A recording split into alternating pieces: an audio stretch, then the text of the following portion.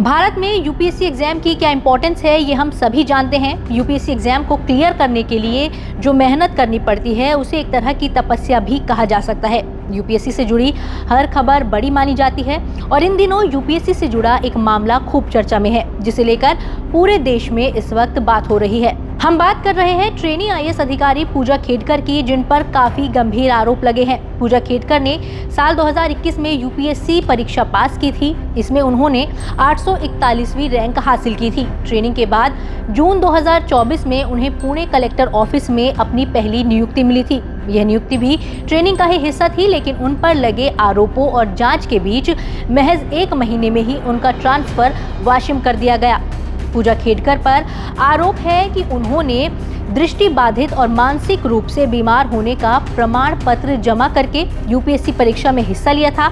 उसके आधार पर विशेष रियायतें पाकर वो आईएएस बनी।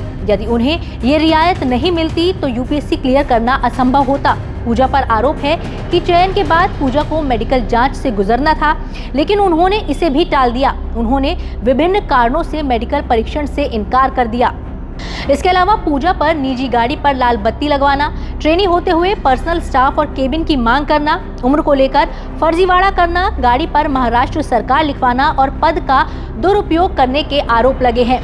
पूजा खेडकर से जब उन पर लगे आरोपों को लेकर बात की गई तो उन्होंने कहा कि वो जांच कमेटी के सामने अपनी बात जरूर रखेंगी, लेकिन फिलहाल पूजा की मुश्किलें बढ़ती जा रही हैं। विवादों में घिरने के बाद उत्तराखंड के मसूरी में स्थित Lal Bahadur Shastri national administration academy ने पूजा खेडकर का महाराष्ट्र से ट्रेनिंग प्रोग्राम रद्द कर दिया है। इसके साथ ही एकेडमी ने उन्हें तत्काल वापस बुलाने के लिए लेटर भी जारी किया है। इसके अलावा एकेडमी ने महाराष्ट्र सरकार को भी इस संबंध में पत्र लिखकर सूचित किया है।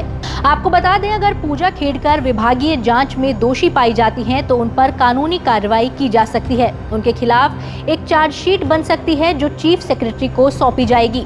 विभागीय जांच के आधार पर भारतीय न्याय संहिता के मुताबिक उनके खिलाफ धोखाधड़ी, फर्जी डॉक्यूमेंट्स के जरिए जालसाजी और जाली डॉक्यूमेंट्स का इस्तेमाल करने से जुड़ी एफआईआर दर्ज की जा सकती है।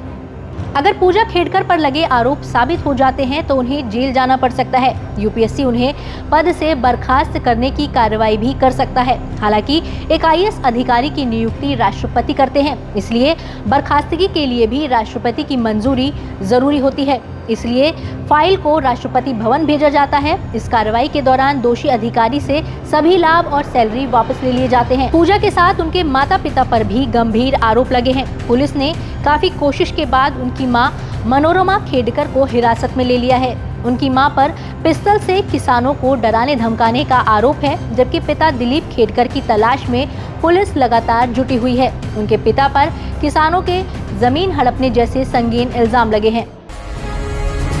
जी भारत।